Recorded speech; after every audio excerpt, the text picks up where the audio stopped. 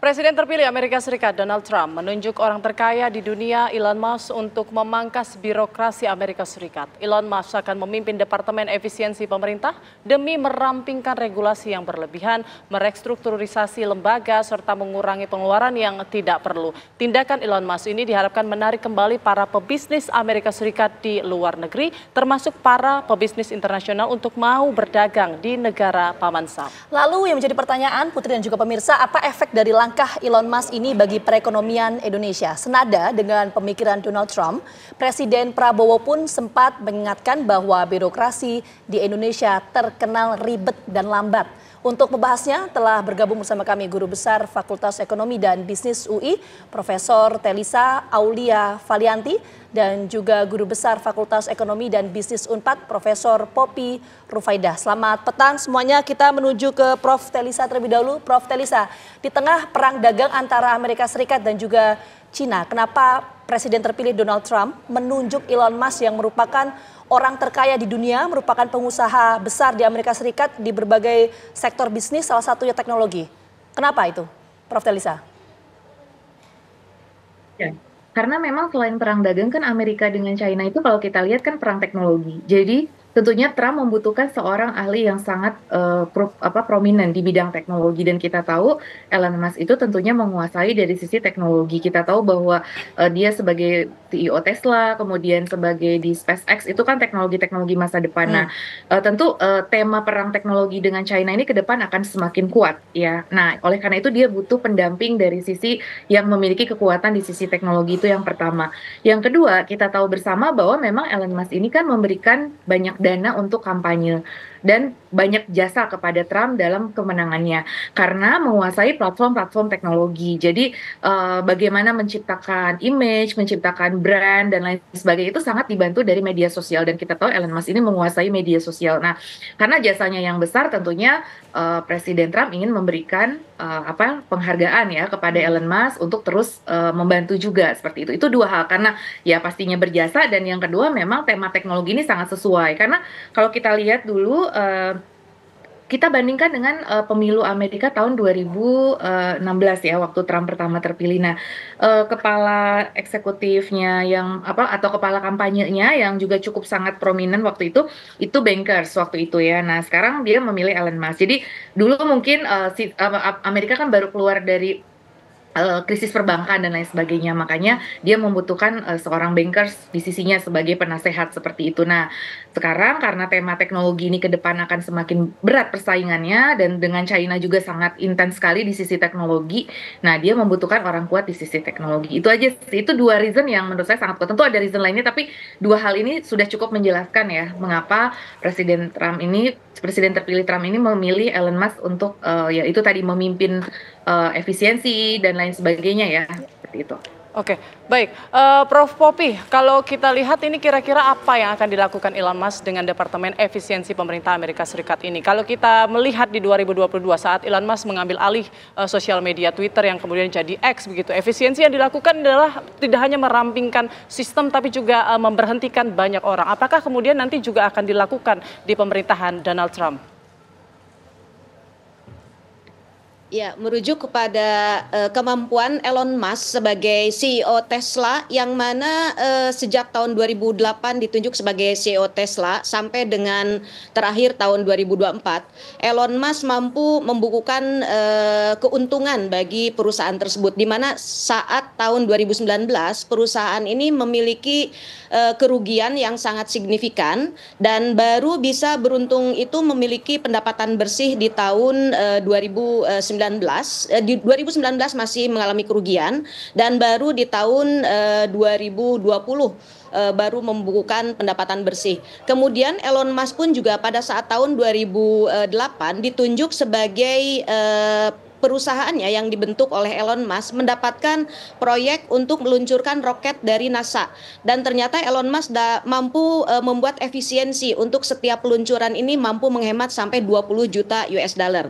Dan karena kepiawaiannya dalam mengefisienkan seluruh aktivitas di dalam perusahaan Tesla, begitu juga SpaceX, ini menjadi best practices yang dilihat oleh Trump, seorang pebisnis unggul di Amerika Serikat, yang melihat bahwa penunjukan Elon Musk sebagai Kepala Departemen Efisiensi Pemerintah Amerika Serikat diharapkan akan mampu melakukan penghematan anggaran yang dikeluarkan oleh pemerintah Amerika Serikat, yaitu untuk di departemen-departemen yang ditangani oleh pemerintah Amerika Serikat. Mulai dari Department of Health and Human Services itu merupakan salah satu kementerian atau departemen yang paling tinggi memakan budget dari anggaran pemerintah untuk tahun fiskal 2025, kemudian dilanjutkan dengan Department of the Treasury-nya, kemudian Social Security Administration, sampai Department of Defense, Department of Veteran Affairs, dan lain sebagainya.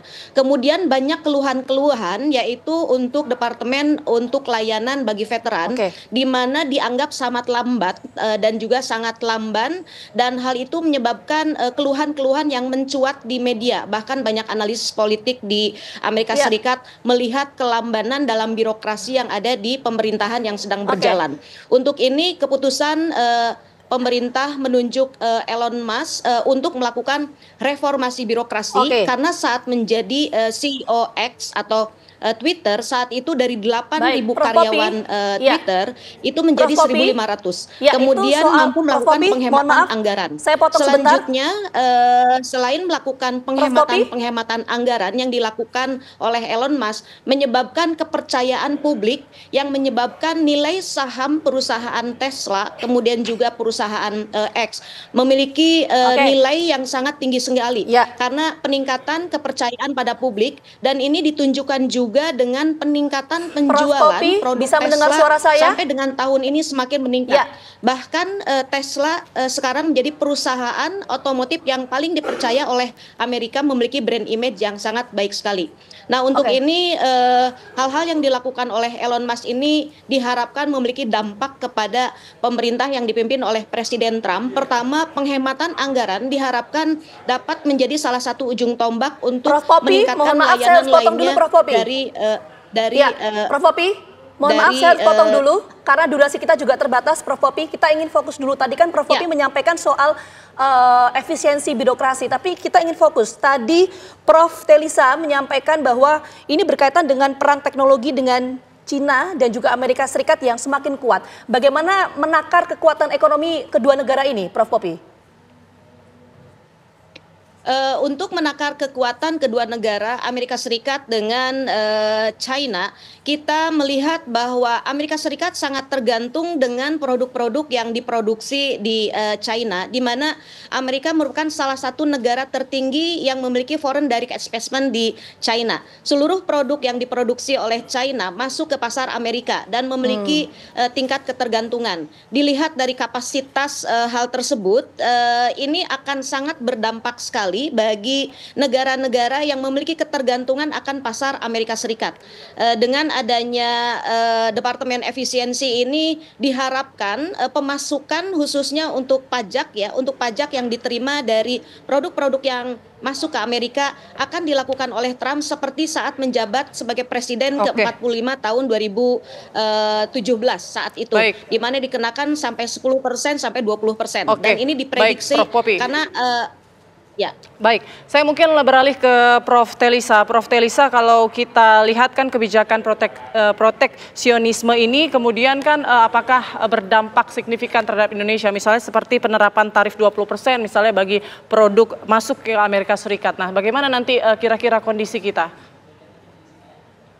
Ya, ada beberapa channel, kalau kita lihat kan melalui trade channel dan financial channel ya utamanya. Nah, melalui trade channel, tarif itu langsung berdampak. Nah, kalau dia misalkan Trump ingin menerapkan dari semua negara pengekspor ya, termasuk Indonesia, negara-negara Asia. Selama ini kan Indonesia juga salah satu dianggap yang menyebabkan defisit di neraca perdagangan Amerika, tapi tidak sebesar Cina tentunya. Kita masih di ranking berapa. Nah, tapi tetap ya itu akan dikenakan tarif. Artinya ekspor kita ke Amerika Serikat ini bisa terancam. Itu directnya. Yang indirectnya itu melalui China. Karena kan dia akan menetapkan tarif lebih tinggi lagi, yaitu rencananya 60%. Nah, sedangkan kita banyak mengekspor ke China produk setengah jadi. Nah, yang nanti produk jadinya itu dieksporlah ke US. Nah, kalau ekspor ke US itu berkurang, tentunya ekspor Indonesia ke China bisa berkurang. Jadi kita harus agak waspada, bersiap-siap. Neraca dagang kita yang selama ini 53 bulan atau 54 bulan itu surplus berturut-turut, ini ada ancaman.